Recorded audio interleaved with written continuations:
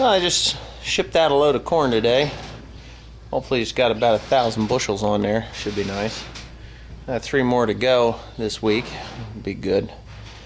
I took a load of hay this morning, and now I am back to working on the 550 Ford. Nothing real serious. Just changing the engine oil because we are going to Florida 1 week from today. Leave the night of the 11th. I'm going to drive through tonight to get down there. It takes about 20 hours to get to where we're going. So I want the truck to be running good. I kind of got my tools all ready to go. My strap wrench, which works really good on oil filters. I have the oil filter for this 7.3 liter diesel turbocharged truck. And everything's pretty much ready to go for the trip. Let's see. I got that noise in the hanger bearing. That's all taken care of.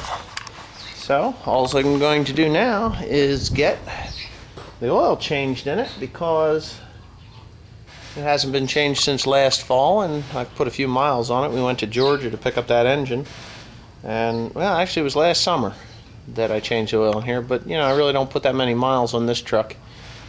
Maybe 3,000 miles are on this oil change, which I could go to 7 to 10,000 miles, but I don't really want to do that because the engine is actually new. It's only 2 years old. I got the old filter off. I put the new one on. I didn't videotape it because it's oily down there. I had an oil spill, went down my sleeve. I had to get cleaned up, but it's kind of a mess underneath there. So instead of getting a camera all full of oil, I just spun that filter on. So I'll give you a shot of it. It's pretty simple to get to. It's right up in front here. You can see it right there. So I just spun it on. The old one there slipped out of my hand and spilled oil all over my sleeve, which, well, that was interesting. That was my grandmother. She's got a can of corned beef she can't get open. So she needs me to go in and get it open for her. So I'm going to postpone my oil fill here till I get her can of corned beef open. And I can't videotape it because she'll have a fit, but anyways, I'll see what the problem with the corned beef is. Alright, well, the corned beef can was kind of a challenge to get open. Took a pair of pliers and it doesn't quite look like a can of corned beef anymore, but my grandmother's happy, so that's good. Anyways, I'm back out here in the shed working on this truck. I've got Lucas oil running into it. It's just a good thing to put in there. It makes the oil slipperier. It holds its viscosity. I've really had a lot of luck with Lucas heavy duty oil stabilizer. So I'm putting a gallon of that in there. It takes 2.5 gallons, so I'm a little there wasn't quite a gallon in there. It was maybe 3/4 of a gallon in there. So another 1.5 gallons of regular engine oil, and it should be good. Of course, I'll check the dipstick before I go ahead and start her up. But I've got some Rotella T 1540 engine oil. I'm going to be putting that in to top it off, and we'll start up and see what happens. Alright, I got my Mountain Dew funnel, which is pretty easy. Just get an old soda bottle, cut the top out of it, or the bottom out of it, and start pouring.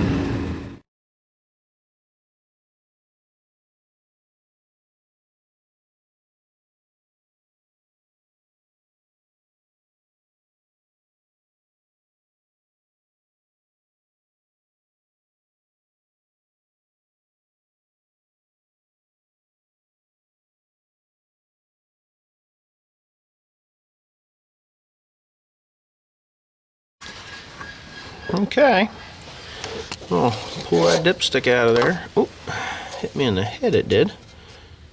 Alright.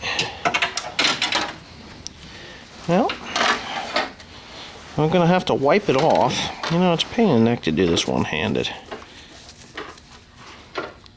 See, that Lucas oil is kind of sticky, which is what it's supposed to do. No matter how long you let this thing drain, the oil always comes up black.